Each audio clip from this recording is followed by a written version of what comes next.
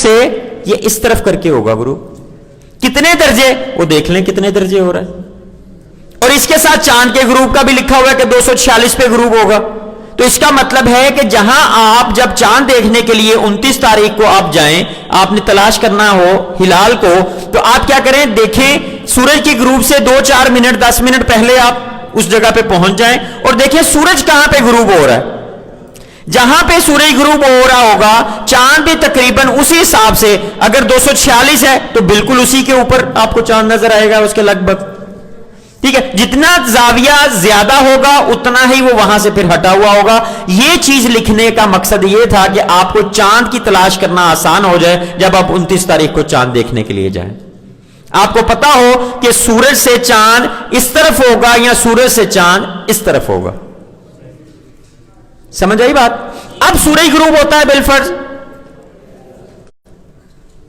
اس کو ذرا مٹائیں بیٹا, ہاں مٹا دیں.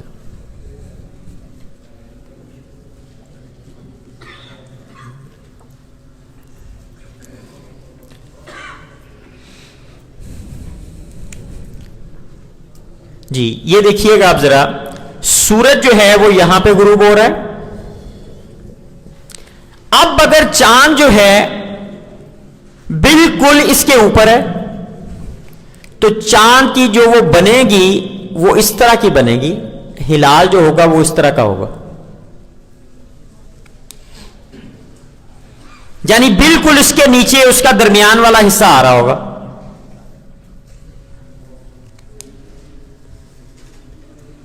اب اگر سورج یہاں غروب ہو رہا ہے, چاند اس سے دائیں طرف,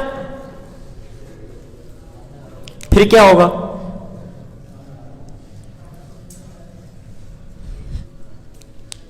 پھر اس طرح کر کے بن رہی ہوگی. کچھ سمجھ میں آئی بات؟ یعنی جو اس کا ایک کنارے ہیں اور جو اس کا پھیلا ہوا حصہ ہے درمیان میں, اس سے آپ سورج کی پوزیشن پتا کر سکتے ہیں کہ کس طرف ہے سورج. رات کے وقت آپ کسی بھی وقت چاند کو دیکھیں تو اس کی وہ جو ڈی ایسے بنی ہے, ایسے بنی ہے, ایسے بنی ہے, تو آپ اس سے یعنی وہ موٹے حصے سے آپ دیکھ سکتے ہیں کہ سورج اس طرف جو ہے وہ نیچے ہے, کیونکہ یہ سورج کی طرف جو ہے نا اس کا حصہ ہوگا. اچھا اب آ جائیں, سورج جس جگہ غروب ہوا اس سے الٹے ہاتھ پہ اگر چاند اوپر ہوگا تو پھر آپ کو کیسا نظر آئے گا؟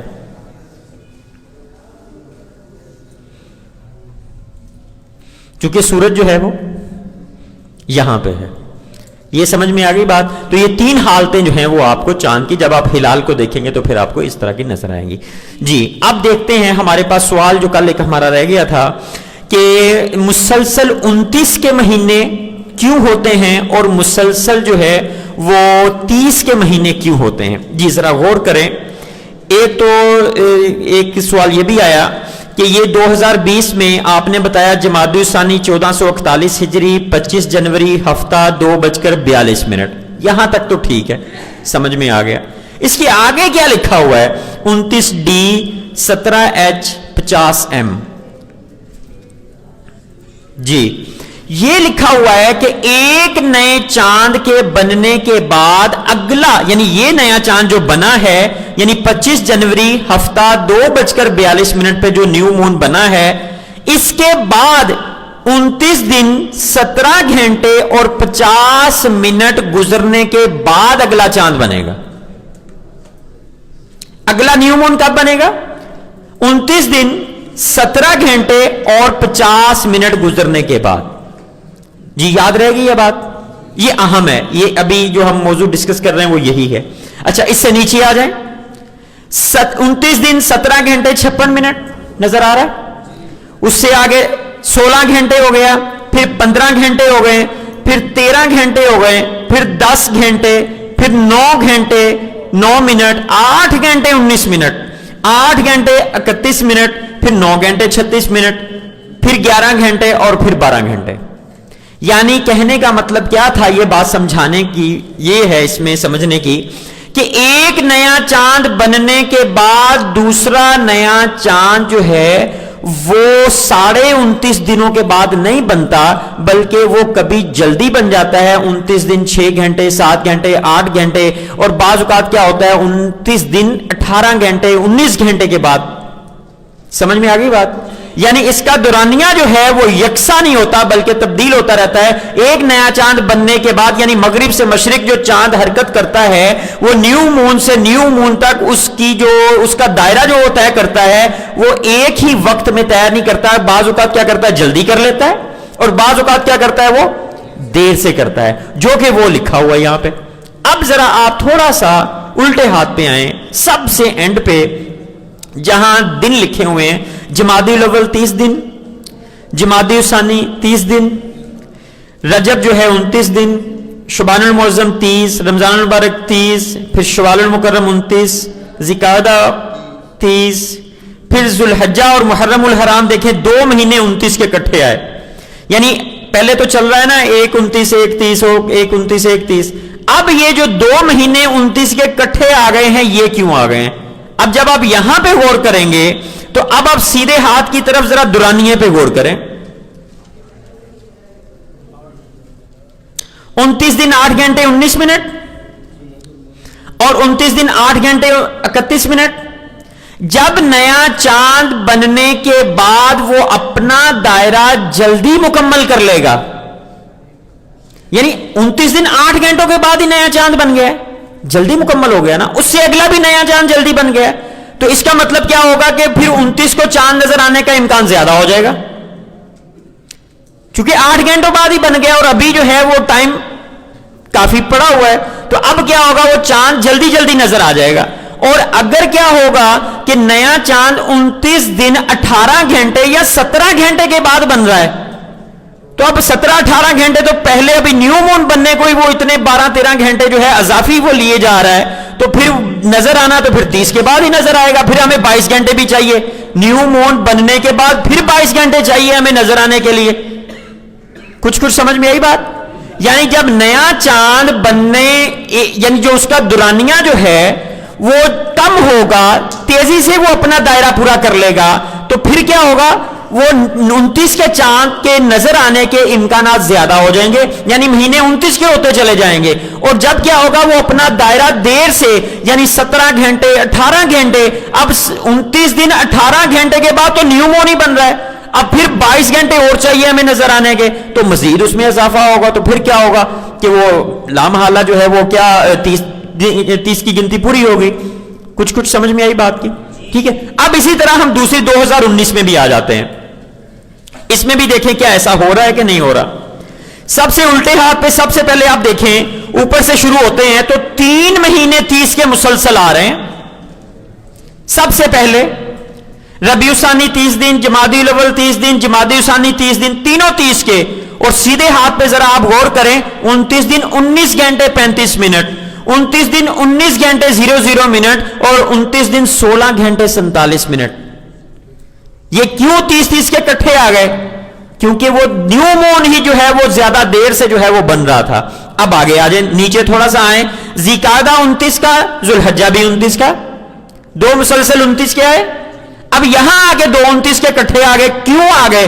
اب سیدھے ہاتھ پہ آئیں, ذرا دیکھیے 29 دن 7 گھنٹے 56 منٹ بن رہا ہے, تو 29 دن 7 گھنٹے 25 منٹ, نیچے 29 دن 7 گھنٹے 49 منٹ. اب یہ جلدی جلدی نیو مون بن رہا ہے, 7 گھنٹے کے بعد ہی بنتا جا رہا ہے. تو اب کیا ہو رہا ہے, ادھر سے پھر 29 کو نظر بھی آتا جا رہا ہے.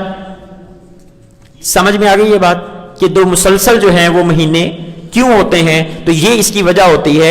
کیا وجہ ہوتی ہے کہ جب کیا ہوگا, نیو مون 29 دنوں کے بعد جلدی بنے گا, دورانیہ یعنی جلدی اپنا چکر پورا کر لے گا, تو وہ 29 کے بعد ہی نظر آتا چلا جائے گا. اور جب کیا ہوگا کہ وہ دیر سے بنے گا تو پھر کیا ہوگا, وہ دیر سے نظر آئے گا. جی ایک اور سوال ہے آج کے موضوع کا ہمارا. میرا خیال یہ پمفلٹ آپ کو سب کو مل گیا ہوگا. کوئی ایسے جن کو نہ ملا ہو؟ سب کو مل گیا. آپ کو نہیں ملا؟ آپ کو بھی نہیں ملا. کیا ختم ہو گئے؟ وہ دے رہے ہیں, پہنچ جاتے ہیں آپ کو انشاءاللہ. جی اب ہم غور یہ کریں گے, ابھی جو موضوع ہے ہمارا پشاور میں, ہمیں چونکہ یہ بات بارہا سننے کو ملتی تھی کہ پشاور پاکستان میں ایسی جگہ پر ہے جہاں پر چاند نظر آنے کا امکان زیادہ ہوتا ہے, ہوا بھی بڑی صاف ستھری ہے اور دیگر معاملات بھی ہیں. تو اب میں سوچتا تھا کہ یار اس کا میں کیا حل نکالوں، یعنی کیسے سمجھاؤں اس طرح کہ یار یہ ایسے نہیں ہوتا. پھر یہ میں نے پمفلٹ بنایا یہ والا، پھر میں نے وہاں پہ تقسیم بھی کیا یہ، ٹھیک ہے نا. تو یہ اس وقت کا ہی چونکہ بنا ہوا ہے تو اس وجہ سے آپ کو 2019 جو ہے وہ نظر آ رہا ہے. کیا نظر آ رہا ہے؟ سب سے پہلے آپ یہ دیکھیں پاکستان میں پہلا روزہ 7 مئی 2019 بروز منگل کو ہوگا. ٹھیک ہے، کیوں ہوگا وہ ساری چیزیں آپ سیکھ چکے ہیں. ہم نے جو آج دیکھنا ہے وہ سب سے نیچے دیکھیں، ٹیبل بنا ہوا ہے. پاکستان کا نقشہ بھی ذرا دیکھیں. پاکستان کے نقشے میں دیکھیں لاہور نظر آ رہا ہے. سب سے مشرقی جانب جو شہر ہے پاکستان میں وہ کون سا آپ کو نظر آ رہا ہے؟ لاہور. پھر اس کے بعد اوپر دیکھیں اسلام آباد، پھر اس کے ساتھ دیکھیں پشاور. پھر پشاور سے اگر بالکل سیدھی اوپر سے نیچے لائن لگائیں تو نیچے کراچی نہیں آئے گا، تھوڑا سا آگے جا کے کراچی آئے گا. یعنی پشاور سے بالکل اگر سیدھی لائن اوپر سے نیچے ہم کھینچیں تو نیچے بالکل کیا کراچی نہیں آئے گا، تھوڑا سا الٹے ہاتھ پہ آئے گا. یعنی کراچی جو ہے وہ پشاور سے مزید مغرب میں ہے. جی آگے چلیں. سب سے الٹے ہاتھ پہ پاکستان کا جو انتہائی مغربی کنارہ ہے جو ایران کے ساتھ ہمارا بارڈر مل رہا ہے اور اس کا وہ کونا جو ہے وہاں پر ایک مشہور شہر جو ہے وہ تفتان ہے جو کہ ایران کا بارڈر ہے ہمارا وہاں پہ. ٹھیک ہے، تو یہ ہم نے چند شہر لیے اور اب ہم ان شہروں کا جائزہ لیں گے کہ ان شہروں میں چاند نظر آنے کا امکان کیسا ہوگا. کہاں پہ زیادہ نظر آنے کا امکان ہوگا، کہاں کم ہوگا، کم ہوگا تو کیوں کم ہوگا، زیادہ ہوگا تو کیوں زیادہ ہوگا، نظر آئے گا نہیں نظر آئے گا، کیا صورتحال ہوگی. تو ان شہروں کا جائزہ لیتے ہیں جو کہ نقشے میں آپ دیکھ رہے ہیں. نقشوں کا اصول یہ ہوتا ہے کہ ہمیشہ شمال جو ہے یہ کس طرف ہوتا ہے؟ اوپر کی طرف ہوتا ہے. سیدھے ہاتھ پہ کیا ہوگا؟ مشرق، اور الٹے ہاتھ پہ کیا ہوگا؟ مغرب. اب اسی وجہ سے اس طرف جو ہے پاکستان کے وہ انڈیا ہے اور اس طرف جو ہے وہ کیا ہے؟ سعودی عرب ہے. ٹھیک ہے، ہم مغرب کی طرف منہ کر کے نماز پڑھتے ہیں. تو جب پاکستان میں دیکھیں گے تو پاکستان کے جو مشرقی علاقے ہوں گے وہاں نماز ظہر کا وقت پہلے ہوگا چونکہ سورج نے مشرق سے مغرب کی طرف چلنا ہے. تو سورج کیا کرے گا؟ پہلے مشرقی علاقوں کی طرف آئے گا، پھر چلتے چلتے چلتے چلتے چلتے کیا ہوگا؟ مغربی علاقوں کی طرف آئے گا. سمجھ آ رہی بات؟ یعنی اب پاکستان میں اگر نماز ظہر کا وقت شروع ہوگا تو سب سے پہلے کیا ہوگا؟ کراچی میں ہوگا.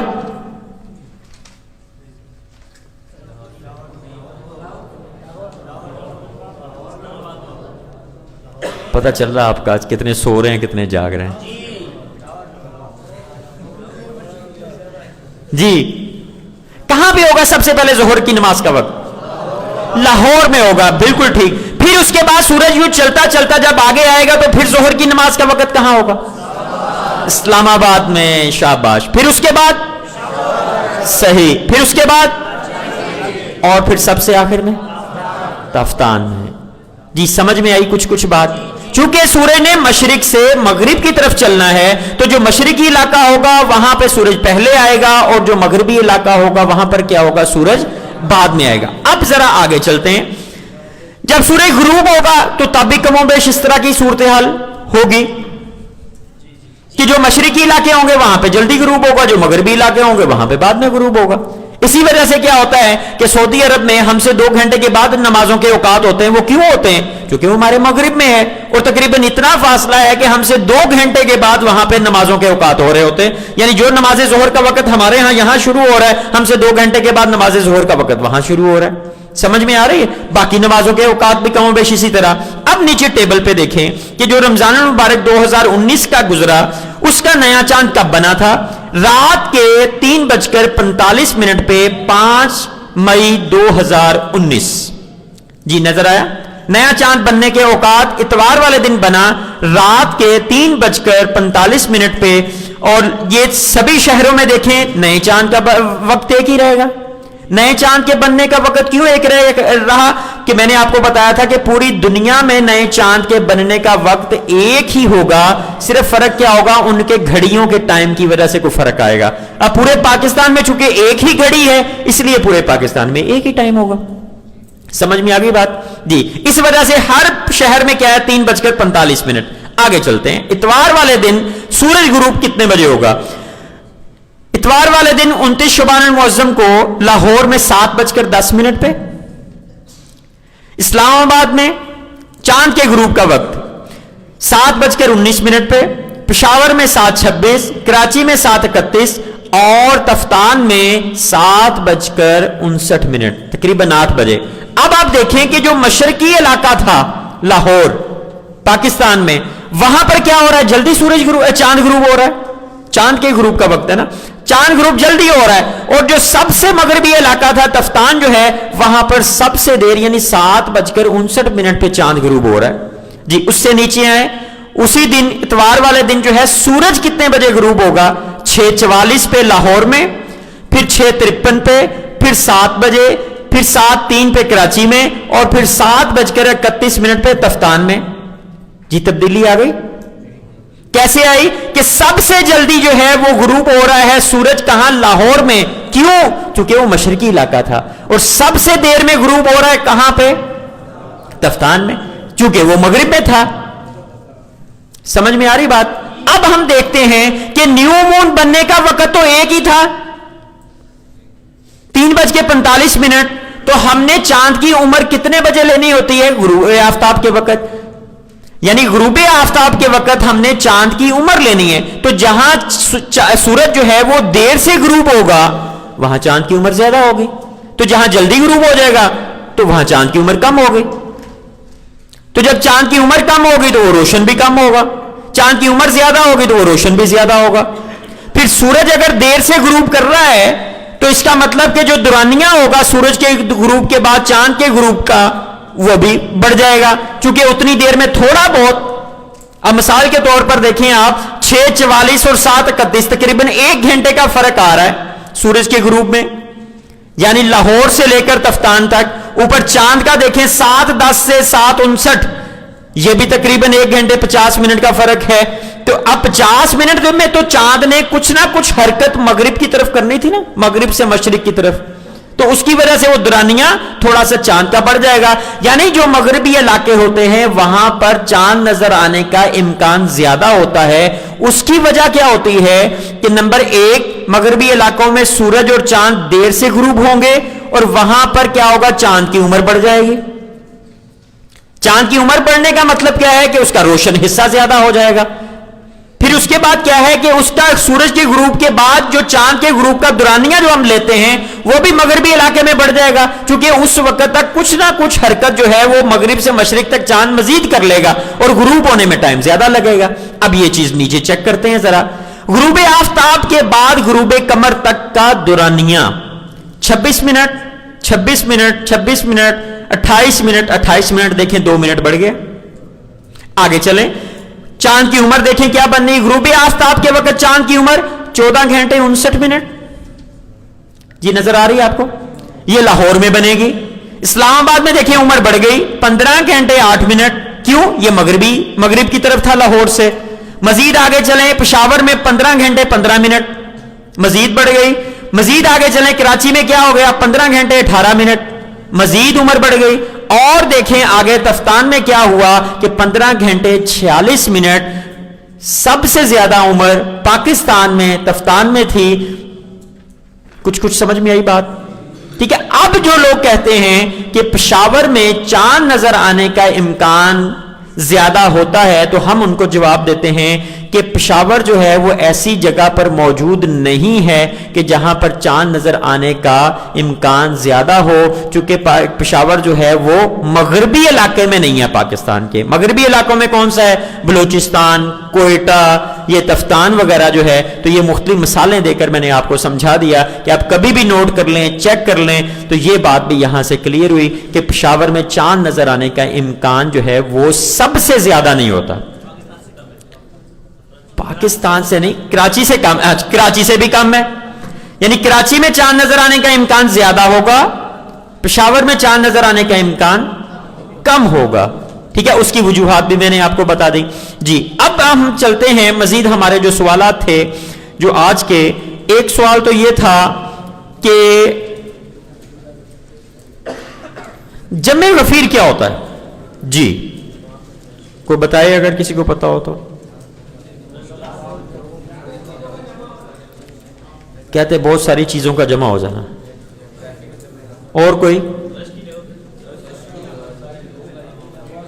ہم یہاں چونکہ چاند کی باتیں کر رہے ہیں تو اس حوالے سے آپ اس کی تعریف ذرا بیان فرمائیں. کثیر تعداد میں علماء کا کہتے ہیں جمع ہونا, اور علماء ظاہر ہے علماء کی بات کریں گے, عوام کی بات کریں گے, وہ کہیں گے جی عوام جمع ہو, اپنی اپنی تعریف ہوگی نا.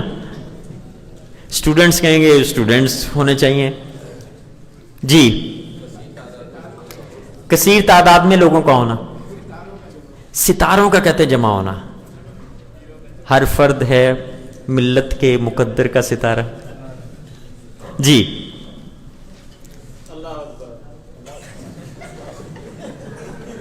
اچھا سنجیدگی رہنی چاہیے. جی ذرا جمع غفیر کیا ہوتا ہے؟ لوگوں کا جمع ہونا, یہ تو ٹھیک ہوا کہ لیکن کتنے لوگوں کا جمع ہونا, تعداد اس کی کتنی ہو.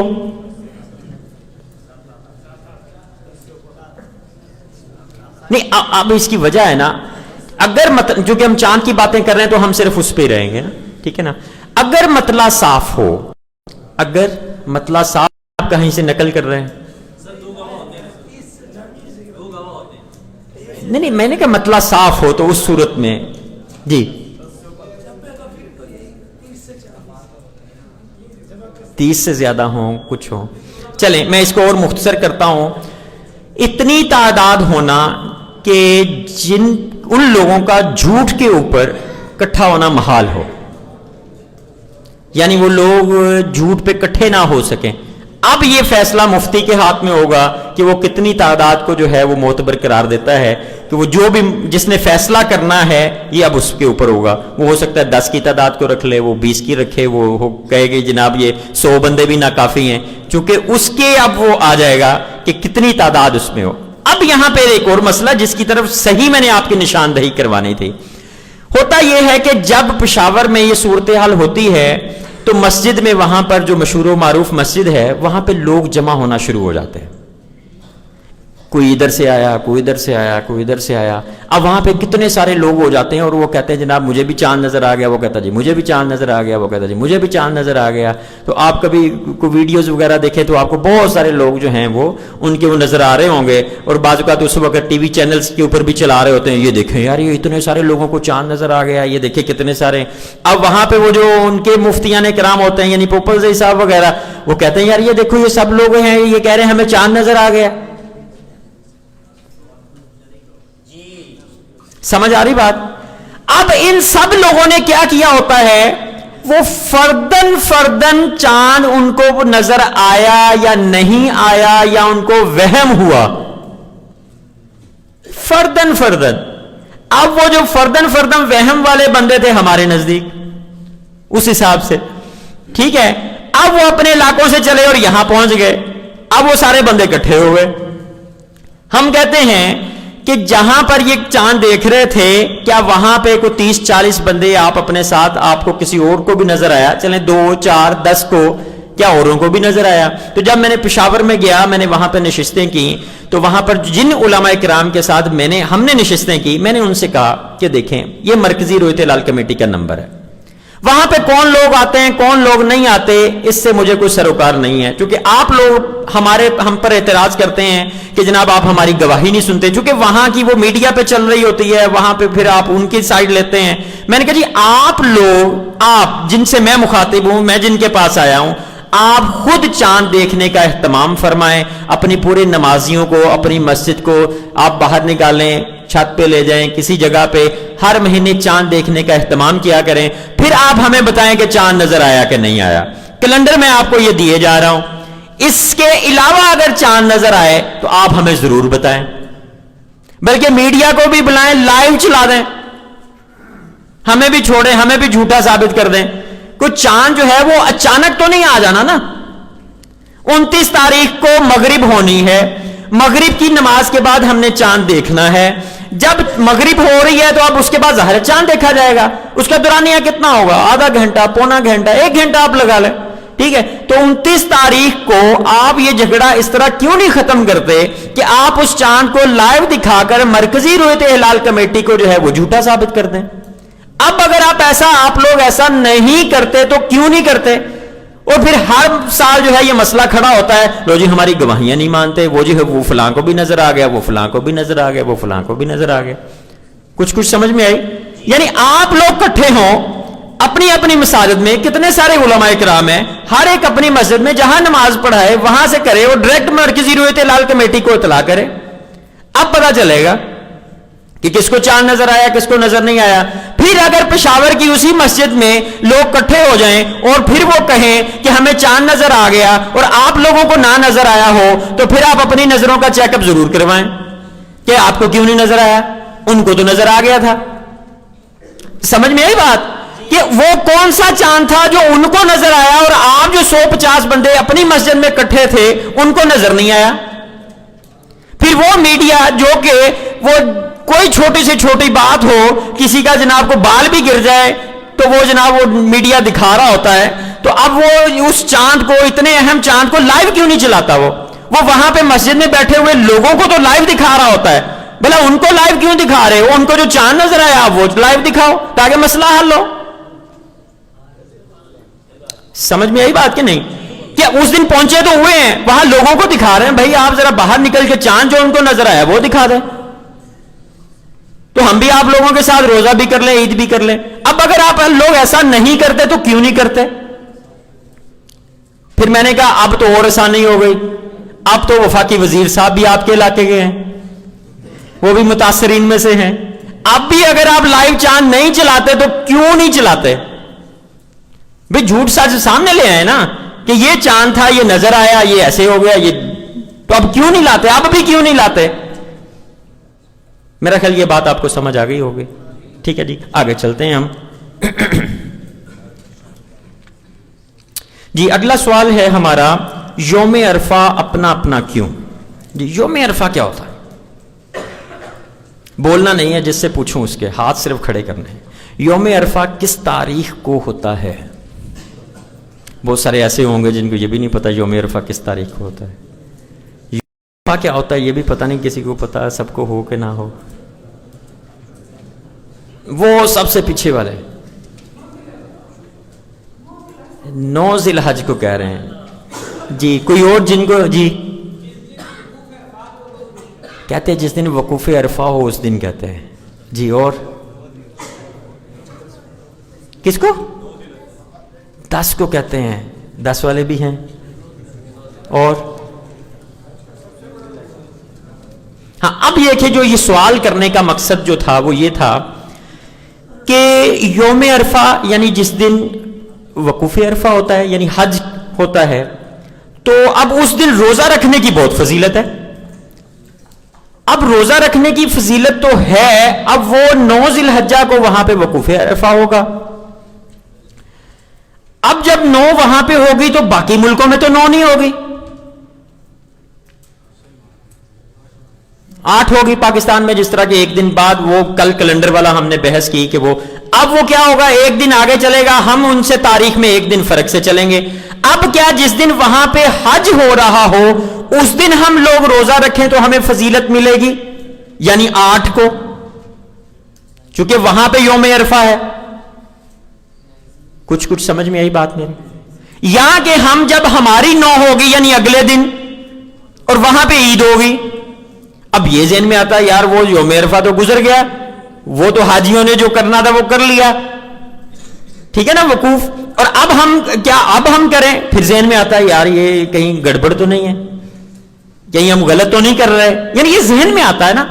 تو یاد رکھیے کہ یہ یوم عرفہ کا تعلق 9 تاریخ سے ہے. تو جس دن جس ملک میں 9 تاریخ ہوگی وہ اس ملک کا یوم عرفہ ہوگا، اس دن ان کے ہاں روزہ رکھنے کی جو ہے وہ فضیلت ہوگی.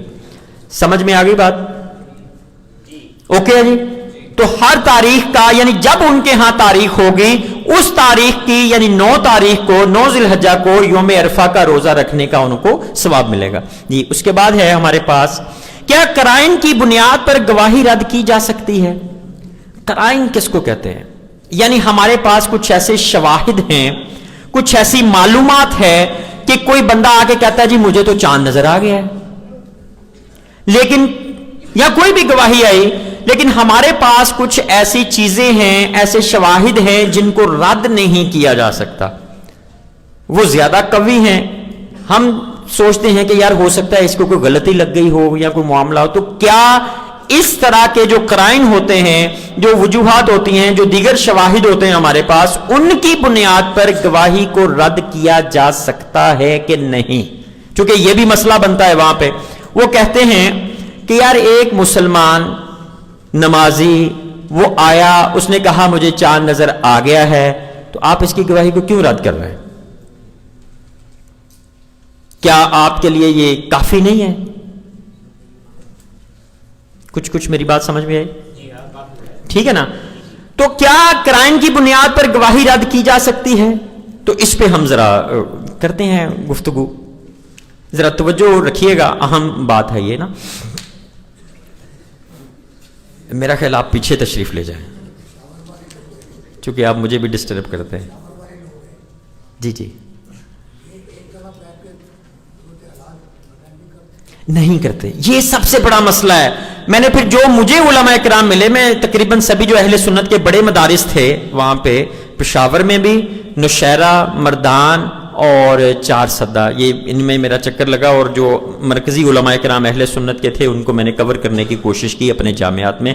تو ان سے میں نے یہی عرض کیا کہ آپ یہ مرکزی کمیٹی کا نمبر لیں, ہر مہینے خود چاند دیکھا کریں اور ڈائریکٹ مرکزی کمیٹی کو اطلاع دیں. آپ کو پتا چل جائے گا کہ کون صحیح ہے کون غلط ہے. آپ کو یہ بھی پتا چلے گا کہ ایک دن پہلے پشاور میں چاند نظر آتا ہے کہ نہیں آتا ہے. آپ کو یہ بھی پتا چلے گا کہ یہ جو کیلنڈر بنے ہوتے ہیں یہ کتنے صحیح ہیں اور کتنے غلط ہیں. صحیح ہے کہ نہیں؟ یعنی یہ جو علم ہے, علم توقیت ہے, یہ کتنا صحیح ہے اور کتنا غلط ہے تو آپ کو خود پتا چلے گا. تو آپ اہتمام کیا کریں. نہیں کرتے تو کیوں نہیں کرتے؟ پھر یہ باتیں کیوں ہوتی ہیں کہ ہم پشاور والے جو ہے باقی پاکستانیوں کی نسبت جو ہے وہ زیادہ اہتمام کرتے ہیں؟ میں نے کہا جی ابھی 6 مہینے ہو گئے, میں ہر مہینے ان کو یاد کروا رہا ہوتا ہوں کہ آپ چاند دیکھیں پشاور والے, فیس بک کے اوپر اور ادھر ادھر. تو کہیں سے کوئی تصویر جو ہے وہ چاند نظر آنے کے اہتمام کی, یہ دیکھیں جی چاند دیکھنے کی کوشش کر رہے ہیں, وہ ہمیں تو نہیں ملی ابھی تک پوپل زئی صاحب کی. ابھی دیکھیں کتنے مہینے ہو گئے, اب سارے کے سارے مہینے ہمارے ساتھ چل رہے ہیں ان کے. ابھی تک وہ رمضان المبارک کا چاند یا چھوٹی عید کا ہی چاند کیوں پہلے نظر آتا ہے, یہ بھی کو ہمیں سمجھائیں. پھر وہ لائیو بھی نہیں چلاتے, پھر یہ بھی مسئلہ بنتا ہے. پھر وہ کسی اور کو نظر بھی نہیں آتا. چلیں پھر وہ یہ کہیں نہ کہ ہم سعودی عرب کے ساتھ کرتے ہیں, پھر یہ قبول کریں اس کو کہ ہم سعودیہ کے ساتھ کرتے ہیں. پھر یہ بات تو نہ ہو ٹھیک ہے کہ ہمیں چاند نظر آ گیا, پھر وہ کہیں چاند نظر نہیں آیا, ہم نے سعودیہ کے ساتھ کیا ہے. پھر تو بات ہو کہ ہاں یار ان کا موقف یہ ہے. صحیح ہے کہ نہیں جی؟ اب ہم چلتے ہیں کہ کیا قرائن کی بنیاد پر گواہی جو ہے وہ رد کی جا سکتی ہے, چونکہ یہ اہم مسئلہ ہے. علماء کرام بھی موجود ہیں. فرض کریں ایک گلی میں ایک شخص جو ہے وہ قتل ہو جاتا ہے, اس کو گولی لگ جاتی ہے. توجہ ہے سب کی؟ جی. اب وہ جس ایک شخص اس کے پاس ہی اور بھی کھڑا ہے, اس کے ہاتھ میں پسٹل بھی ہے, ان کا جھگڑا بھی ہو رہا تھا. اب وہ بندہ جس کو گولی لگی وہ مر جاتا ہے. اب وہ دوسرا بندہ جو ہے وہ اب آہستہ سے وہاں سے نکلنے کی کوشش کرتا ہے کہ میں یار اب نکلوں یہاں سے, چونکہ وہ تو ہو گیا. اب وہ نکلتا ہے تو لوگ اس کو پکڑ لیتے ہیں. گلی سے ایک بھاگتے ہوئے بندہ بھی ایک گرا پڑا ہے اور یہ سارا معاملہ ہو گیا ہوا ہے. اب لوگ پکڑ کے اس کو کیا کرتے ہیں, عدالت میں پیش کر دیتے ہیں. قاضی کے پاس معاملہ چلا جاتا ہے. معاملہ یہ ہے, لوگ کہتے ہیں کہ یہ بندہ, اس کے ہاتھ میں پسٹل بھی تھا, گولی بھی چلی تھی, وہاں بندہ بھی گرا ہوا تھا, اس جو قتل ہوا ہے بندہ اس کو اسی بندے نے کیا ہے. اور یہ دیکھیں اس کے پاس پستول بھی برآمد ہو گیا اور یہ ہم نے بندہ بھی پکڑ لیا ہے, اور یہ یوں بھاگ بھی رہا تھا اور اس کی لڑائی بھی ہو رہی تھی, اور ویسے بھی ان کی پہلے آپس میں کوئی دشمنی جو ہے وہ چل رہی تھی. کچھ سمجھ میں آئی بات؟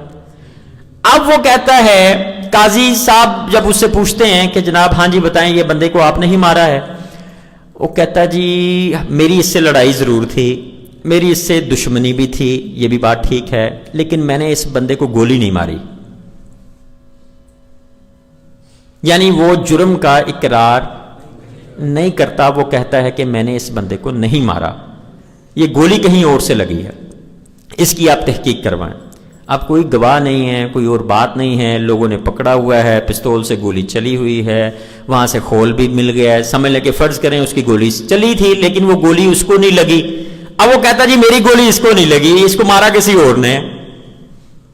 قاضی صاحب سے کہتا جی میں نے اس کو نہیں مارا، لڑائی ضرور ہو رہی تھی لیکن میں نے مارا نہیں ہے اس کو. سچویشن سمجھ میں آ گئی ساری بات؟ ٹھیک ہے. اب قاضی کیا کرے گا؟ قاضی کہے گا یار ایسے تو نہیں، ایک بندہ جب جرم کا اقرار نہیں کر رہا تو اس کو ایسے تو پھانسی پہ نہیں چڑھا دینا چاہیے، یار اس کی سننی چاہیے یا اس کو ٹائم دینا چاہیے کہ یار کچھ دیکھیں اس معاملے کو. قاضی کہتا ہے کہ اس کو کیا کریں، اس لاش کا پوسٹ مارٹم کروائیں آپ اور ذرا جائزہ لیں کہ کیا ہوا.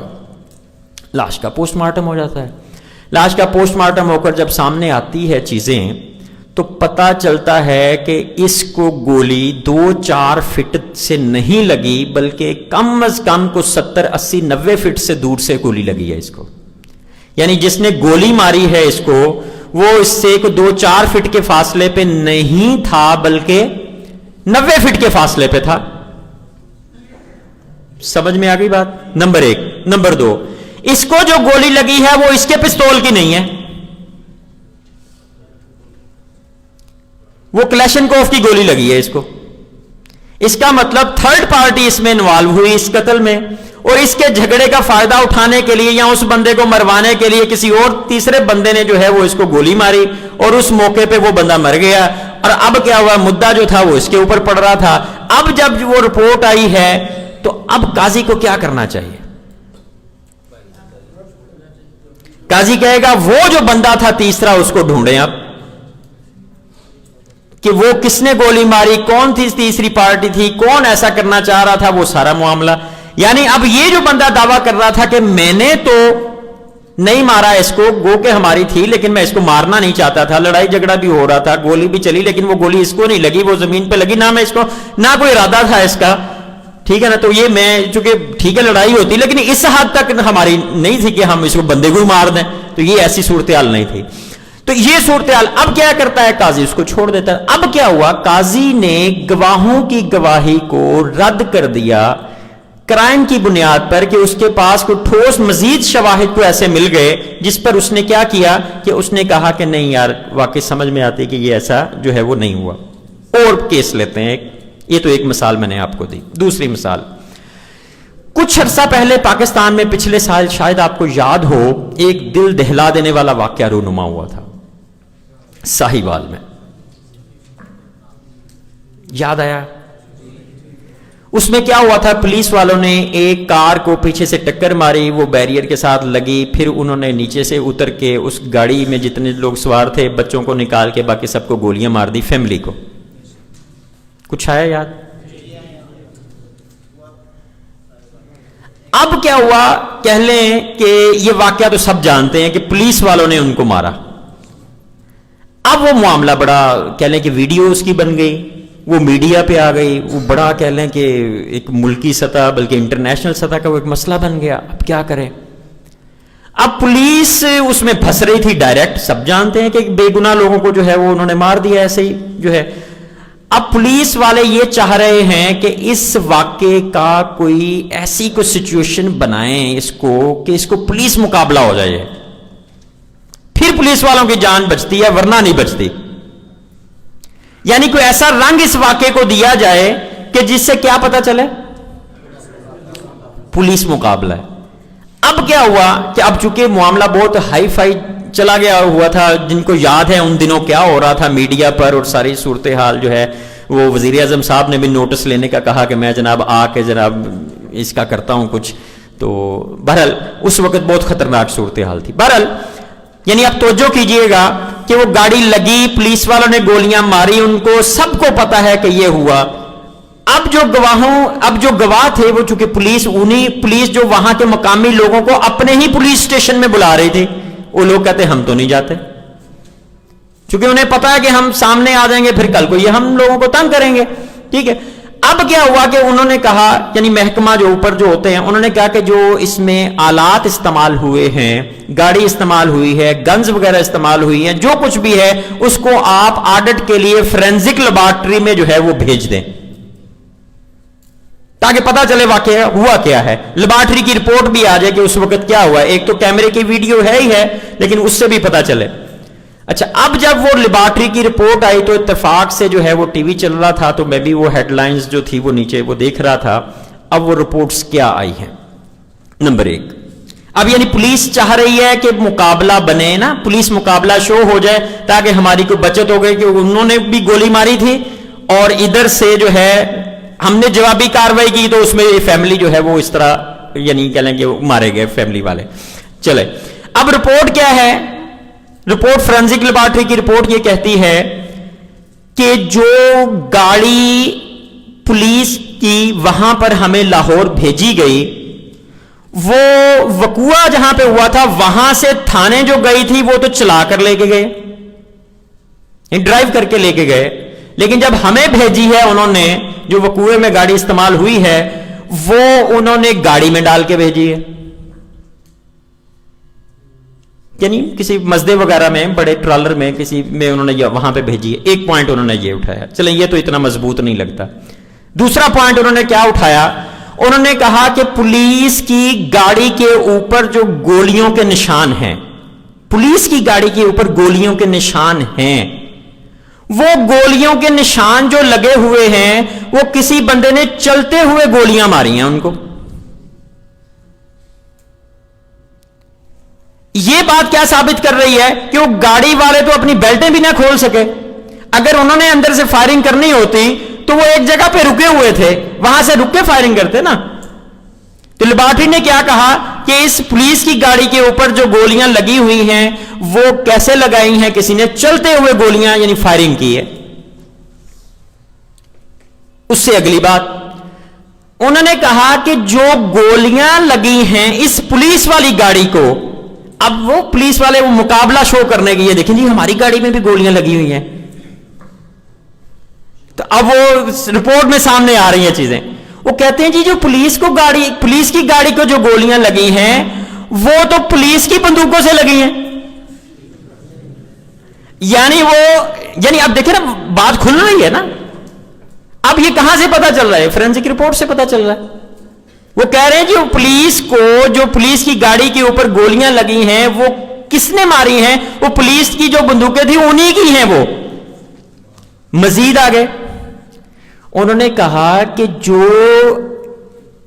گنز وغیرہ, کلیشن یا جو بھی اسلحہ استعمال پولیس نے کیا فائرنگ کے دوران وہ ہمیں بھیجا ہی نہیں گیا. سمجھ میں آئی کہ اس سے تو یہ ثابت ہوگا کہ پولیس والوں نے ماری اور ڈائریکٹ, اور یہ والی بھی انہوں نے ماری, تو پھر وہ بندوق بھی پتہ چل جائے گی, اس بندوق سے اتنی گولیاں چلیں تو یہ سارا کچھ ہوا, وہ تو کلیئر ہو جائے گا معاملہ. انہوں نے کہا جی جس گنز سے فائرنگ کی گئی یا استعمال ہوئی وہ انہوں نے وہاں پر بھیجی ہی نہیں. میرا خیال یہ بات سمجھانے کے لیے کافی تھی کہ پولیس والے اب اس ایشو کو کیا بنانا چاہ رہے تھے کہ پولیس مقابلہ شو ہو کہ ادھر سے بھی فائرنگ ہوئی, ادھر سے بھی ہوئی, اور پھر درمیان میں کیا ہوا کہ فیملی زد میں آ گئی اور وہ کہہ لیں کہ وہ مارے گئے بیچارے. ٹھیک ہے, لیکن کہہ لیں کہ جو فورینزک لیبارٹری آئی اس نے سارا کچا چھٹا کھول کے رکھ دیا کہ یار یہ ایسا تو نہیں ہے.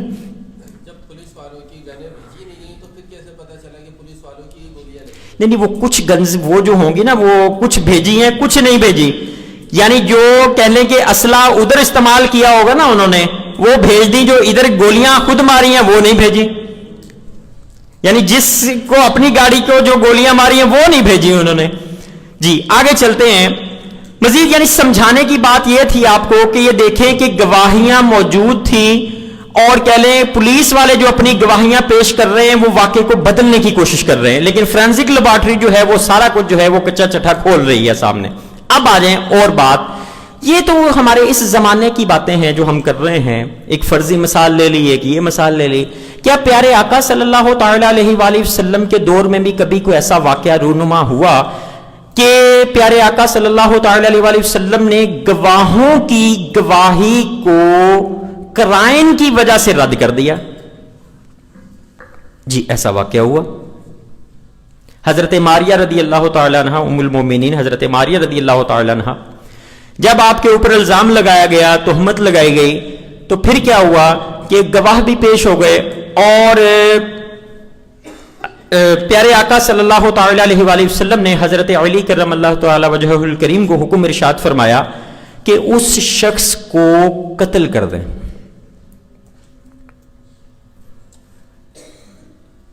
اب اس شخص کو قتل کرنے کا حکم کیوں دیا گیا؟ ایک تو بات یہ ہے وہ اس وجہ سے دیا گیا کہ گواہوں کی وجہ سے، گواہوں کی گواہی کی وجہ سے وہ جرم ثابت ہو رہا تھا.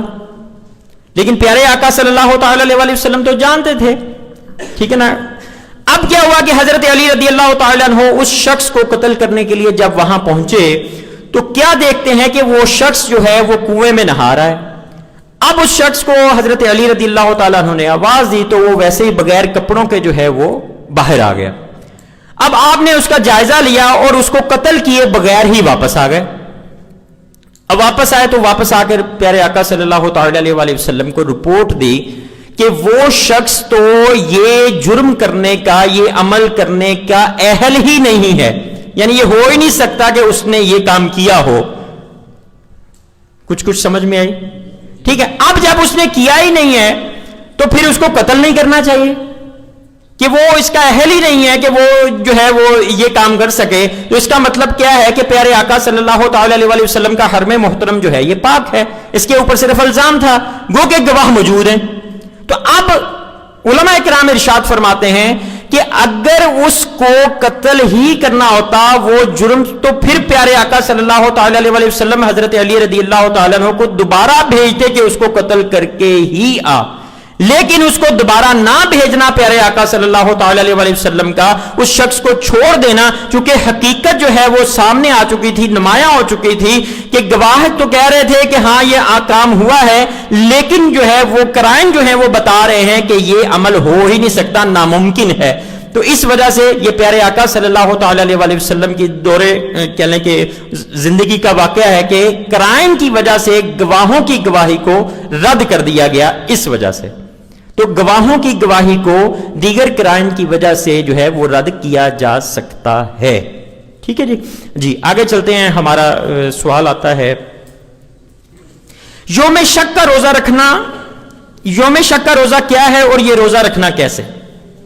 جی یوم شک کس کو کہتے ہیں؟ شبان المعظم کے آخری تاریخ مثلا 29 شبان ہے اور ہم چاند دیکھنے کی کوشش کر رہے ہیں تو ہمیں چاند نظر نہیں آتا بالفرض. اب کچھ چاند نظر آیا یا نہیں آیا تو ہم اگلے دن 30 شبان کو روزہ رکھ لیں کہ یار اگر رمضان ہوگا تب بھی روزہ ہوگا، نہیں تو شبان المعظم کا نفلی روزہ ہو جائے گا. کچھ سمجھ میں آئی؟ اس کے اوپر قبلہ مفتی صاحب کا پورا فتویٰ جو ہے، مفتی اعظم پاکستان مفتی منیب الرحمان صاحب کا یہ فتویٰ موجود ہے، انشاءاللہ وہ میں آپ کو سینڈ کروں گا، وہ آپ تفصیل کے ساتھ اس کو جو ہے وہ ضرور پڑھیے گا. وہ فتویٰ کیا تھا؟ میں پشاور گیا تو وہاں پہ بڑی خطرناک صورتحال تھی. ہمیں تو یہاں پہ بڑی موج ہوتی ہے. موج کیا ہوتی ہے کہ قبلہ مفتی صاحب نے اعلان کیا تو پھر ہم نے روزہ رکھنا شروع کر دیا. ٹھیک ہے نا، انہی کے اعلان کے مطابق کہہ لیں کہ عید کر لے، یا مرکزی رویت ہلال کمیٹی جو اعلان کر رہی ہوتی ہے اسی کے مطابق ہم چل رہے ہوتے ہیں. لیکن وہاں یہ صورتحال نہیں ہوتی. وہاں کیا ہوتا ہے کہ مرکزی رویت ہلال کمیٹی نے اعلان کیا کہ چاند نظر نہیں آیا تو وہ کیا کریں گے، رات 12 بجے اعلان کر دیں گے کہ جناب چاند نظر آ گیا، صبح روزہ ہے. اب وہاں کی مقامی آبادی اور دیگر جو ہیں ان کے مسلک والے وہ کیا کرتے ہیں کہ بہت سارے لوگ جو ہیں وہ وہاں پہ پھر روزہ رکھتے ہیں. وہ پھر کہہ لیں کہ مسلکی اختلاف کی وجہ سے بھی وہ ہوا دیتے ہیں، وہ جی دیکھیں جی مفتی صاحب نے ہماری گواہیاں نہیں مانی، یہ دیکھیں جی کتنے سارے بندے بیٹھے ہوئے ہیں، مفتی صاحب پتہ نہیں کیا کرتے ہیں، یہ ہے وہ ہے فلاں ہے. بڑی عجیب سی صورتحال وہاں پہ. اچھا اب اس میں کچھ علماء کرام ایسے بھی ہوتے ہیں جو معاملات کو سمجھتے ہیں کہ ایک ملک میں جو مرکزی رویت ہلال کمیٹی ہوتی ہے وہ شرعن اور قانوناً اسی کا حکم چلے گا، بھلے وہ صحیح ہو بھلے غلط ہو. سمجھ میں یہی بات، یعنی اس کا حکم چلے گا، ہمیں اس کے مطابق روزہ رکھنا ہے. لیکن عوام کو کون سمجھائے؟ اب اگلے دن جب صبح ہوتی ہے تو اب رات کی تراویحاں تو گئی، وہ تو یعنی چلا گیا سلسلہ. وہ رات کو 12-1 بجے انہوں نے اعلان کیا جی صبح روزہ ہے. اب صبح سحری کر کے سارے اٹھ رہے ہیں جی رمضان المبارک شروع ہو گیا. اب یہاں پر تو اتنا مسئلہ نہیں بنتا چونکہ فجر کی نماز ہی پڑھنی ہوتی ہے، چلو یہی ہوگا امام صاحب ذرا جلدی پڑھا دیں گے. وہ رمضان المبارک کے حساب سے پڑھ رہے ہیں، امام صاحب اپنی شبان المعظم کی پڑھ رہے ہیں، جن کو پتہ ہے، شعور ہے. اب رات کو کیا ہوگا؟ چلے پہلی تراویح شروع ہو گئی، ان کا 2 رمضان ہوگا، پہلا رمضان ہوگا، یہ تو کوئی مسئلہ نہیں بنا. مسئلہ اس وقت شدت اختیار کرتا ہے جب عید آ جاتی ہے. اب عید والے دن کیا کریں؟ اب مرکزی رؤیت ہلال کمیٹی کہہ رہی ہے کہ چاند نظر نہیں آیا، اور ادھر سے اعلان ہوتا ہے چاند نظر آ گیا. اب مسجد میں لوگ پہنچے ہوئے ہیں، جناب عید کی نماز پڑھائیں امام صاحب. اب امام صاحب کہتے ہیں یار میرا تو روزہ ہے، میں نے تو نہیں آپ کے ساتھ کر رہا عید. اب 2 کام ہوں گے، یہاں تو امام صاحب کی چھٹی ہوگی. اب امام صاحب کی چھٹی ہوگی تو یار اب ظاہر ہے کہ مسجد ہے، وہاں رہنا بھی ہے، عرصے سے رہ بھی رہے ہیں، لوگ بھی اپنے ہیں. پھر اگر نہیں کرتے، یعنی نماز نہیں پڑھاتے ان لوگوں کو، تب مسئلہ، پڑھاتے ہیں تب مسئلہ. جائیں تو جائیں کدھر جائیں؟ یعنی یہ ہم آپ دیکھیں کہ آپ کی لوگ آپ کی مسجد کے، جہاں بہت سارے ائمہ مساجد بھی ہوں گے، وہ کہاں جائیں؟ اب وہ بڑی کہہ لیں کہ پریشانی میں ہوتے ہیں وہاں پہ علماء کرام جو ہوتے ہیں، کہ یعنی جو مسئلے کو سمجھتے ہیں تو نہیں سمجھ، وہ کہتے ہیں بس ٹھیک ہے، جہاں یہ ہے وہاں ہم بھی ہیں، بس ٹھیک ہے، ایسے تو ایسے ہی صحیح. لیکن جو مسئلے کو سمجھتے ہیں وہ کیا کرتے ہیں؟ وہ پھر روزہ رکھ کے پڑھا رہے ہوتے ہیں عید. اب کیا کریں نا، آپ بتائیں کیا کریں؟ وہ اب لوگ سارے خلاف ہو جائیں گے، ان کو کہہ لیں کہ وہ جینے نہیں دیں گے، وہاں رہنے نہیں دیں گے. اب مسجد بھی ہے، گھر بھی ہے، بچے بھی ہیں، معاملات ہیں، اب کیا کریں وہ؟ ٹھیک ہے نا، ایک نیا مسئلہ کھڑا ہو جاتا ہے کہ یار اب نہ پڑھائیں تب مسئلہ، لو جی آپ ہمارے ساتھ نہیں چلتے، آپ ہماری جو روایات ہیں ان سے آپ ہٹ کے چل رہے ہیں، ہم ہمیشہ ہی پہلے ہی روزہ رکھتے رہے ہیں، پہلے ہی عید کرتے رہے ہیں، تو آپ جو ہے وہ ایسے. یعنی آپ تصور کریں کہ ایک امام صاحب جو ہے وہ روزہ رکھ کے عید کی نماز پڑھا رہے. یعنی یہ باتیں کرنی تو بہت آسان اور اس سے لطف اندوز ہونا، لیکن دیکھیں اس امام کے اوپر کیا گزرتی ہوگی کہ یار وہ کیسے سمجھائے ان لوگوں کو کہ یار یہ نہیں ہے. وہ کہتے ہیں اب کیا کریں؟ تو بہت یعنی اس طرح کے مسائل کئی جگہوں پہ. وہ پھر میں وہاں پہ رہتے ہوئے جب میں نے یہ صورت، تو میں نے قبلہ مفتی صاحب کو پھر ایک سوال بھیجا تھا کہ وہ جو روزہ ہوگا وہ کیا ہوگا، اور اس کو رکھنا نہ رکھنا، پھر یہ لوگوں کا پریشر، اور میرا روزے کے ساتھ عید کی نماز پڑھانا، یہ ظاہر ہے کہ یہ کیا ہے، میں کیا کروں مجھے بتائیں. تو وہ قبلہ مفتی صاحب کو میں نے سوال پھر بھیجا تھا، پھر اس کا آپ نے جواب ارشاد فرمایا، اور ساتھ میں پھر پرائیویٹ رؤیت ہلال کمیٹیوں کی شرعی حیثیت وہ انشاءاللہ میں آپ کو واٹس ایپ کروں گا، وہ تفصیل کے ساتھ آپ پڑھیے گا انشاءاللہ. مفتی صاحب سے ہم جو ہے وہ سیکھیں گے کہ یہ یوم شک کیا ہوتا ہے، یوم شک کا روزہ رکھنا کیسا، یہ بات. اچھا، قبلہ مفتی صاحب کے واٹس ایپ کے آفیشیل گروپ میں نے آپ کو سینڈ کیے تھے، سب نے جوائن کر لیا؟ تو جنہوں نے نہیں کیا وہ بھی اب جوائن کر لیں، ٹھیک ہے جی. مجھے یاد آ گئی یہ بھی بات اس وجہ سے. جی آگے چلتے ہیں. یہ ارتھ شائن کیا چیز ہے؟ ارتھ شائن کیا ہوتا ہے؟ آپ نے کبھی پہلی 2 یا 3 تاریخ کو آپ چاند دیکھے؟ تو جب آپ چاند دیکھیں گے تو چاند آپ کو اس طرح کا تو نظر آئے گا ہی آئے گا، لیکن اس کے ساتھ آپ کو ایک گولا سا بھی نظر آئے گا، یعنی پورا، یعنی کچھ حصہ تو زیادہ روشن ہے لیکن باقی بھی آپ کو کچھ گولا سا محسوس ہو رہا ہے، وہ ہے. یعنی چاند تو ہوتا ہی ہے، وہ ظاہر ہے کہ پورا چاند موجود ہوتا ہے، آپ کو صرف تھوڑا سا نظر آ رہا ہے، باقی تو موجود ہی ہے. یہ تو نہیں کہ وہ صرف اتنا سا چاند ہے باقی، لیکن وہ باقی جو موجود ہے گولا جو کہ اندھیرا ہے، اس کے اوپر بھی آپ کو کچھ نہ کچھ روشنی جو ہے وہ نظر آ رہی ہوتی ہے. اور یہ عموماً کن دنوں پہ ہوگا؟ پہلی تاریخ لے لیں، 2 تاریخ لے لیں، 3 تاریخ لے لیں. یعنی 2-3 تاریخ جب اسلامی مہینے کی ہوگی، اس وقت جو آپ چاند دیکھیں گے تو آپ کو کیا نظر آئے گا؟ اس کے اوپر بھی ہلکی سی روشنی نظر آئے گی، جس سے آپ کو اس کا دائرہ سا، یعنی چاند پورا نظر آ رہا ہوگا، جس میں سے تھوڑا حصہ جو ہے وہ زیادہ روشن ہوگا اور کچھ حصہ جو ہوگا وہ کم روشن، معمولی سا ایک جو ہے. اس کو کہتے ہیں ہم ارتھ شائن. یعنی یہ کیسے روشن ہوا؟ اب یہ آتے ہیں کہ یہ کیسے روشن ہوا. زمین کے اوپر کتنے فیصد پانی ہے؟ کہہ رہے ہیں 75%. کوئی اس سے کم والے ہوں؟ کہہ رہے ہیں 71%. اس سے زیادہ والے تو نہیں ہیں؟ چلیں جی 71%، یعنی کہہ لیں کم و بیش 70% سے تو زیادہ ہے نا. اب ہوتا کیا ہے کہ جب سورج غروب ہوتا ہے تو سورج غروب ہو گیا، یہ چاند ابھی اوپر ہے. اب چونکہ ابتدائی تاریخیں ہیں تو چاند ابھی سورج سے بہت زیادہ فاصلے پہ نہیں گیا، یعنی کوئی 15 20 30 ڈگری کے فاصلے پہ ہے. یعنی یہاں سے یہ، یعنی سورج اور سورج سے چاند آپس میں جو ان کا زاویہ بن رہا ہے وہ بھی کم ہے.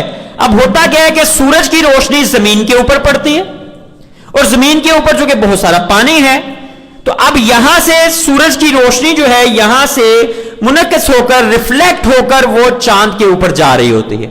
تو وہ چھوٹا سا حالہ جو آپ کو کچھ روشنی چاند کے اوپر نظر آتی ہے اور جس کی وجہ سے ہمیں پھر چاند کا وہ ہلکا سا وہ دائرہ سا نظر آتا ہے، تو وہ کیا ہوتا ہے، وہ ارتھ شائن یعنی ارتھ کی چمک کی وجہ سے وہ جو ہے، اور وہ یہ 2-3 کہہ لیں کہ تاریخ تک ہوگا. اس کے بعد کیا ہوگا، چونکہ سورج اور چاند کے درمیان فاصلہ زیادہ بن جائے گا، پھر وہ ریفلیکشن جو ہے وہ یہاں پر اتنی نہیں ہوگی کہ وہ چاند کو روشن کر سکے، پھر اس کی وجہ سے وہ بعد میں نہیں ہوتی.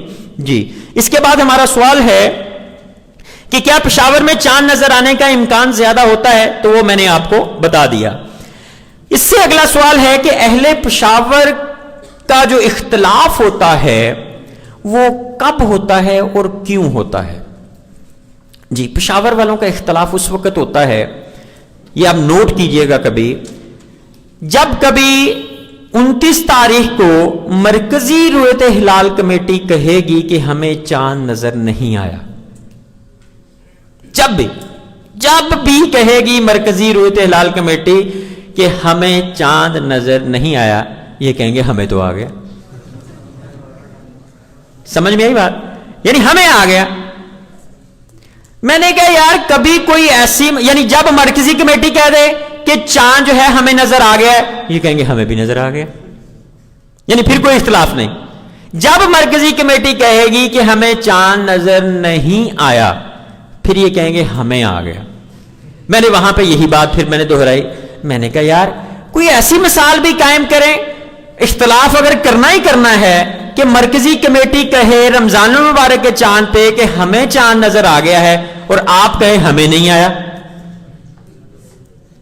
یعنی کوئی ایسی مثال بھی تو کوئی قائم کرے نا کہ مرکزی کمیٹی کہے کہ ہمیں، یہ کیا بات ہوئی، جب بھی مرکزی کمیٹی نے کہنا کہ ہمیں چاند نظر نہیں آیا، آپ نے کہنا ہمیں تو آ گیا.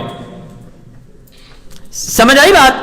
تو اگر اختلاف ہی کرنا ہے تو کوئی ایسی مثال بھی کوئی ایک آدھ تو بنا لیں آپ کہ نہیں یار ایسا نہیں ہوتا، جب چاند نہیں نظر آتا تو ہم وہ پھر اختلاف کرتے ہی کرتے ہیں. تو مرکزی کمیٹی کہہ بھی دے تو ہم جب تک ہمارے پاس گواہیاں نہیں ہوں گی ہم نہیں کریں گے. تو کوئی مثال ایسی بھی ہو تو یاد رکھیے جب بھی مرکزی رؤیت ہلال کمیٹی کا اعلان یہ ہوتا ہے کہ ہمیں چاند نظر نہیں آیا، تو پشاور والے یعنی وہاں سے اعلان کیا ہوتا ہے کہ جی ہمیں نظر آ گیا. جب بھی، اور جب اگر مرکزی کمیٹی کہتے ہمیں چاند نظر آ گیا ہے تو وہ کہتے جی ہمیں بھی آ گیا، پھر کوئی اختلاف نہیں. اور پچھلے میرا خیال کو 3 سال پہلے یہ ایسا ہوا بھی تھا.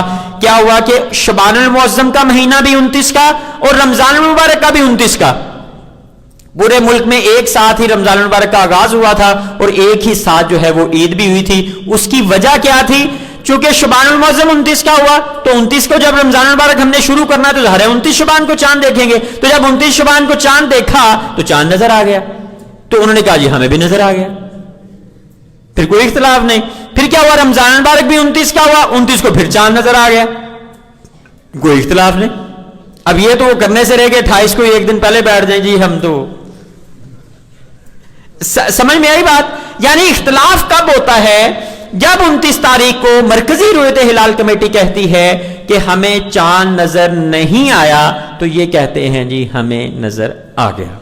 ٹھیک ہے جی، یہ ذرا آپ ذہن میں رہے آپ کے. جی کیا دوربین سے دیکھے گئے چاند کی گواہی معتبر ہے؟ جی بتائیں کیا ہونا چاہیے. چونکہ یہ بھی ایشو تھوڑا سا بنا تھا تو میں نے کہا اس کے اوپر بھی ذرا آپ کی رائے بھی لے لیں. اگر کسی کے پاس دوربین ہو، فرض کریں آپ کے پاس ہو، تو عام انسانی آنکھ سے چاند نظر نہیں آ رہا، تو آپ نے دوربین سے دیکھ لیا، تو کیا اس کی گواہی مان لینی چاہیے یا نہیں ماننی چاہیے، یا کوئی شرط رکھ لیں کہ یار یہ فلاں بندے کی مان لیں فلاں کی نہ مان لیں، کیا کریں اس پہ؟ کہتے ماننی چاہیے، کہتے نہیں ماننی چاہیے، کہتے ماننی چاہیے، کہتے مان لینی چاہیے. جی نہیں ماننی چاہیے، ماننی چاہیے کہتے ہیں جی. اور نہیں میں آپ سے رائے لے رہا ہوں نا، دونوں ہیں جی. چلیں ہاتھ کھڑے کروا لیں اگر آپ اجازت دیں تو. چلیں ہاتھ کھڑے کروانے سے پہلے میں پوچھتا ہوں آپ سے, ذرا آپ اپنے دل سے, یعنی ایک دل کا مفتی بھی ہوتا ہے نا بندہ اپنے دل سے سوچتا ہے کہ کیا ہو. پیارے آقا صلی اللہ تعالی علیہ وآلہ وسلم کا فرمان عالی شان ذہن میں لائیے, سوچئے اس پہ, اور پھر مجھے بتائیے کہ کیا دوربین سے دیکھے گئے چاند کی گواہی ماننی چاہیے کہ نہیں ماننی چاہیے. کیا فرمان ہے کہ چاند دیکھ کر روزہ رکھو اور چاند دیکھ کر عید کرو, اور اگر مطلع بر آلود ہو تو 30 کی گنتی پوری کر لو.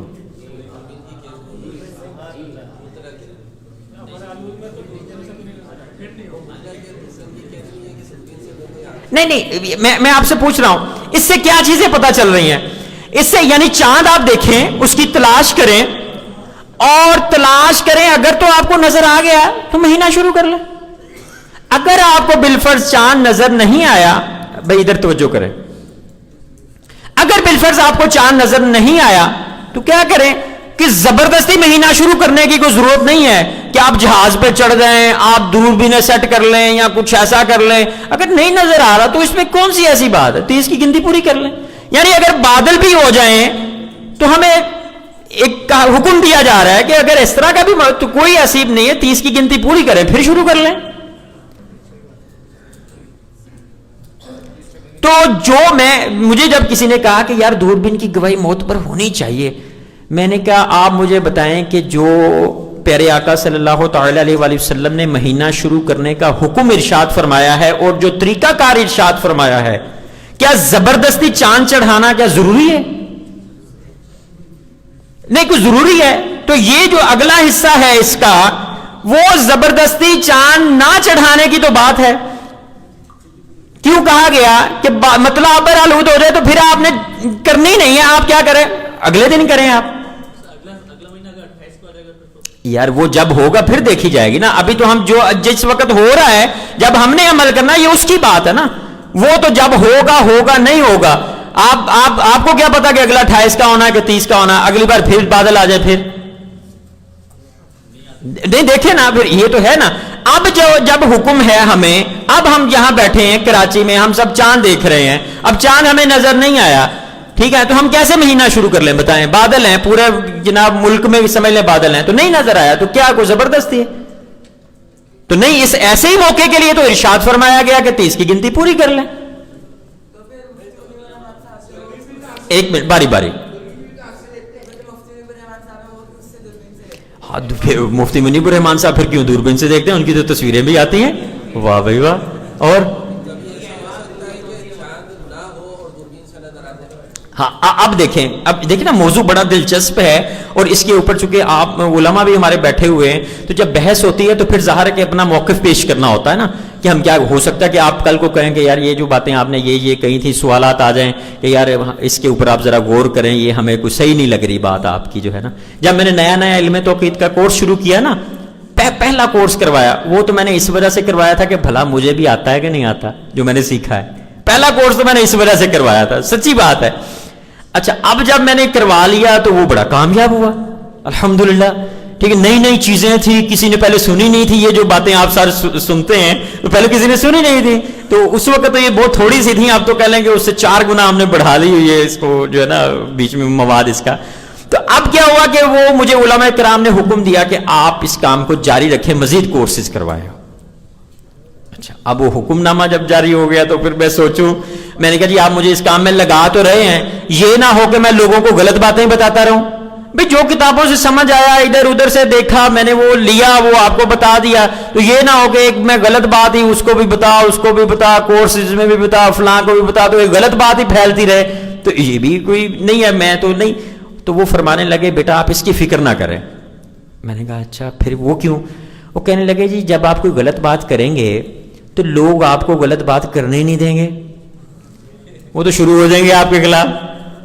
تو آپ صحیح بات ہی آگے پہنچائیں گے, ٹھیک ہے نا, یا آپ کی ذمہ داری ہوگی تو لوگ آپ کو ٹوکیں گے, آپ کو کہیں گے, آپ پہ انگلی اٹھا دیں گے کہ یار ایسے نہیں عرفان صاحب, یہ بات ایسے نہیں ہے, یہ ایسے ہے, یا اس کا بھی جواب دیں, اس کا بھی جواب دیں. پھر اگر آپ ایسے کہتے ہیں تو پھر شروع ہو جائے گا سلسلہ. تو وہ آپ اگر سچ کے متلاشی ہیں, حق سچ کی بات کرنا چاہتے ہیں, تو پھر آپ کو اپنے آپ کو ریکٹیفائی کرنا پڑے گا, یعنی راہ راست پہ لانا پڑے گا. تو اس وجہ سے آپ اس کو کام کو کریں, انشاءاللہ بہتری ہی ہوگی. تو پھر الحمدللہ پھر ہم چلتے رہے, پھر بہتر سے بہتر ہی ہوتا چلا گیا الحمدللہ.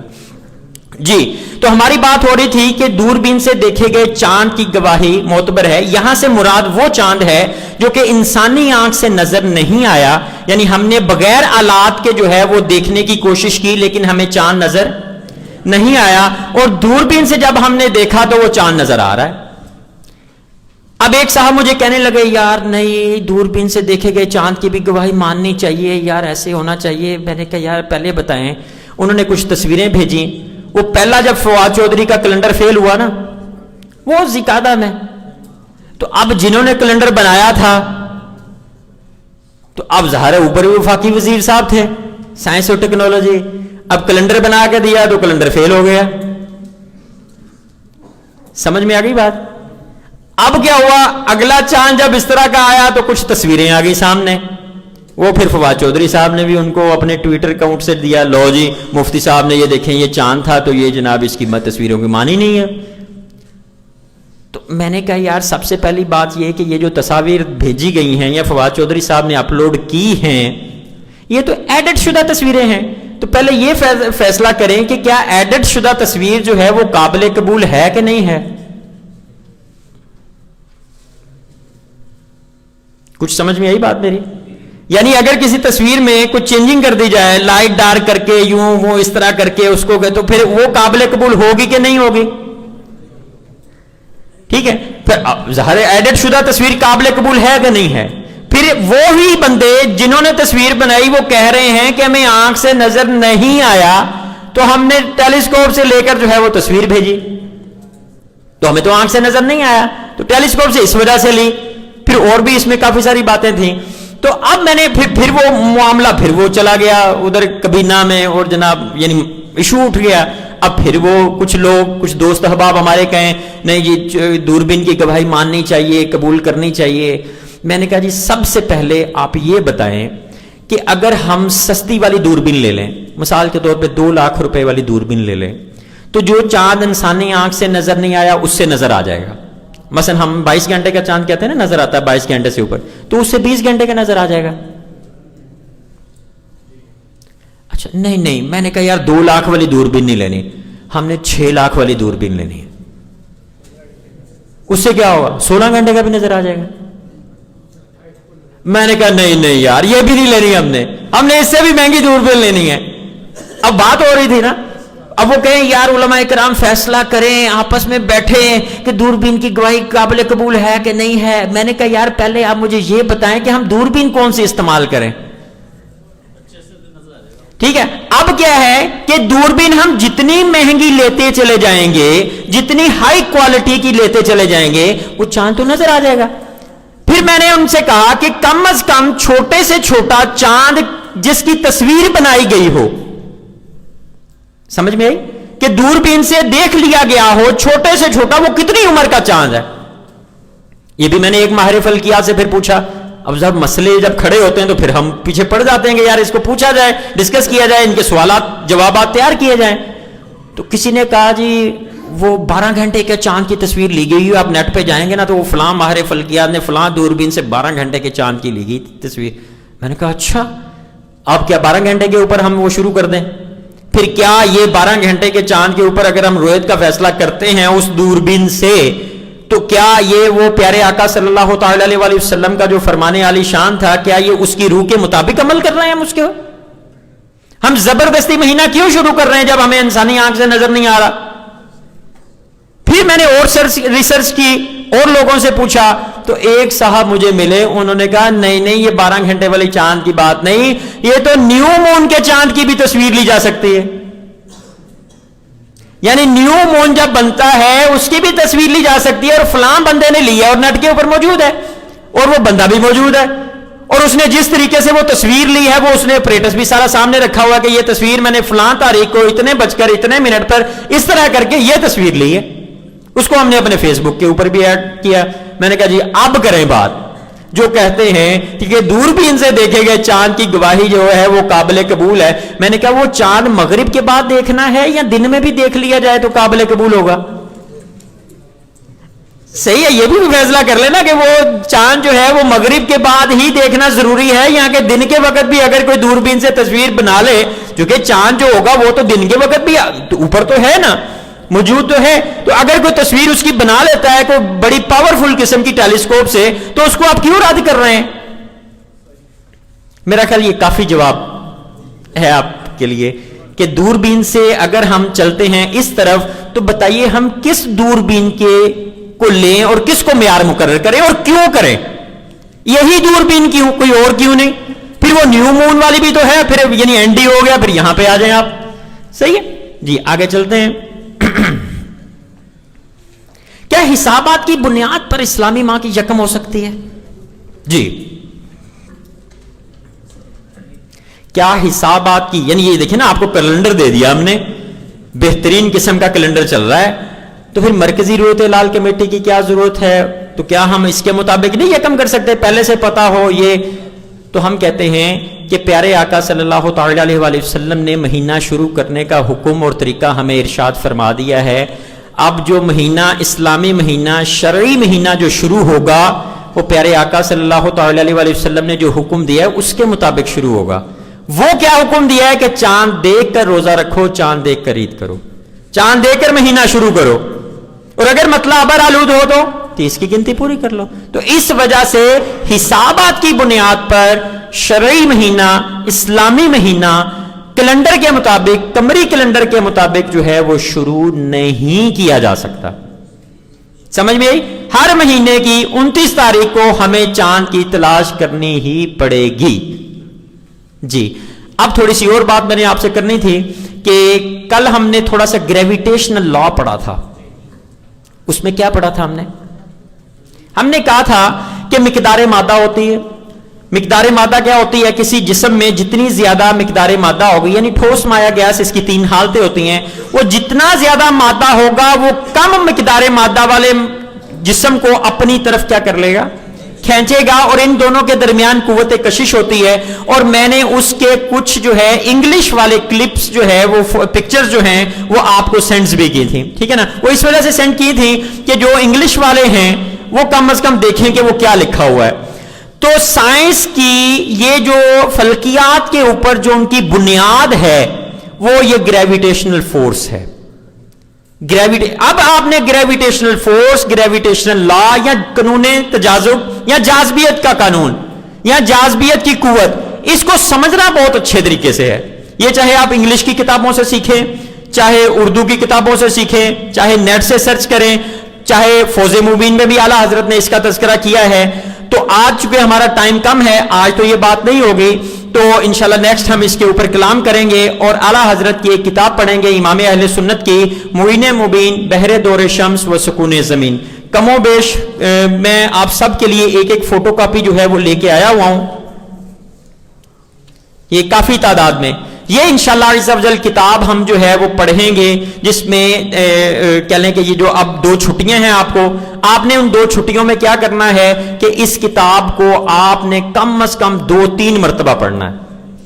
ٹھیک ہے، 2-3 مرتبہ جب آپ پڑھیں گے تو آپ اس میں جو باتیں ذکر کی گئی ہیں، برجوں کا تذکرہ ہے، سیاروں کا تذکرہ ہے، وہ بھی آپ نے سیارے بھی پڑھ لیے ہیں، برج بھی پڑھ لیے ہیں، گریویٹیشنل فورس بھی پڑھ لی ہے، ٹھیک ہے نا، جاذبیت کی قوت جو ہے.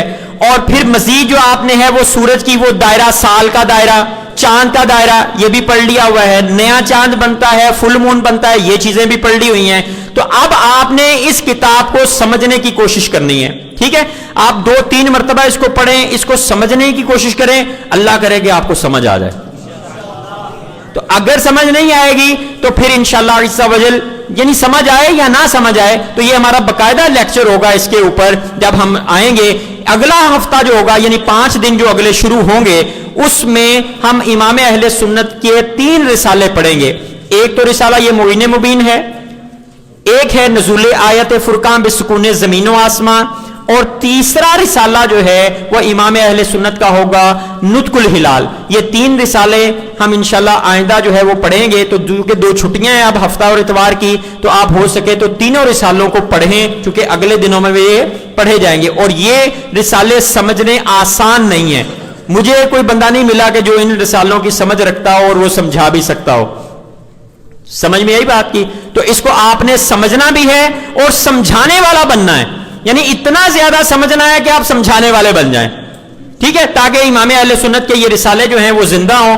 تو یہ انشاءاللہ سٹال کے اوپر باہر موجود ہوں گے، تو یہ آپ لازمی لے کے جائیے گا، ان کو بار بار پڑھیے گا۔ اس کی وجہ یہ ہے کہ یہ جو معین مبین رسالہ ہم سب سے پہلے پڑھیں گے، اس میں 6 سائنسی دلائل اعلیٰ حضرت نے دیے ہیں، تو وہ آپ کو میں نے رٹا لگوانے ہیں کہ یہ پہلا پوائنٹ یہ ہے جو سائنس کے اوپر ہم رد کریں گے، دوسرا یہ ہے، تیسرا یہ ہے، چوتھا یہ ہے، پانچواں یہ ہے، چھٹا یہ ہے کہ جب سائنس والے ہم سے بات کریں تو ہم اس کو کیا جواب دیں، تو وہ جوابات اس میں لکھے ہوئے۔ تو آپ اگر پہلے سے آپ بار بار پڑھ کے آئے ہوں گے تو پھر آپ کو کچھ سمجھ آئے گا، کچھ نہیں سمجھ آئے گا، پھر یہاں پہ جب ڈسکس ہوگا تو انشاءاللہ آپ کو سارے کا سارا سمجھ آ جائے گا، ٹھیک ہے انشاءاللہ عز و جل۔ اللہ تبارک و تعالیٰ سے دعا ہے کہ جو کچھ سیکھا سمجھا اس کو یاد رکھنے، اسے دوسروں تک پہنچانے کی سعادت نصیب فرمائے انشاءاللہ عز و جل۔ اب ہماری کلاس ہوگی، اور آج 8واں دن تھا ہمارا، آدھے سے زیادہ کورس ہمارا گزر گیا، ٹھیک ہے ماشاءاللہ۔ آپ بہت اچھے ہیں، پابندی کے ساتھ آتے رہیں سارے، بس آپ نے ہمت اور کرنی ہے، یہ رسالے بھی پڑھنے ہیں، بہت کچھ آپ نے سیکھا ہے، مزید انشاءاللہ جو ہے نا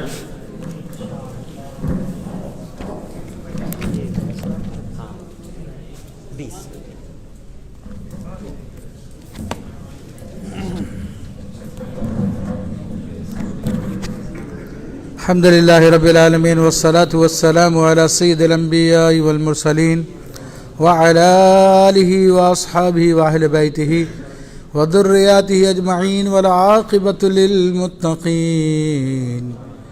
اللهم ربنا آتنا في الدنيا حسنة وفي الآخرة حسنة وقنا عذاب النار. اللهم أعنا على ذكرك وشكرك وحسن عبادتك وتلاوة القرآن في آناء الليل والنهار. اللهم إنا نسألك علما نافعا وعملا صالحا ورزقا واسعا وشفاء من كل داء. اللهم إنا نسألك خير كل شيء ما سألك منه نبيك عليه الصلاة والسلام، ونعوذ بك من شر كل شيء ما استعاذ بك منه نبيك عليه الصلاة والسلام. ربنا اغفر لنا ولوالدينا ولجميع المؤمنين والمؤمنات والمسلمين والمسلمات. وصلى الله تعالى على سيدنا ومولانا محمد وآله وأصحابه وأهل بيته وذرياته أجمعين برحمتك يا أرحم الراحمين.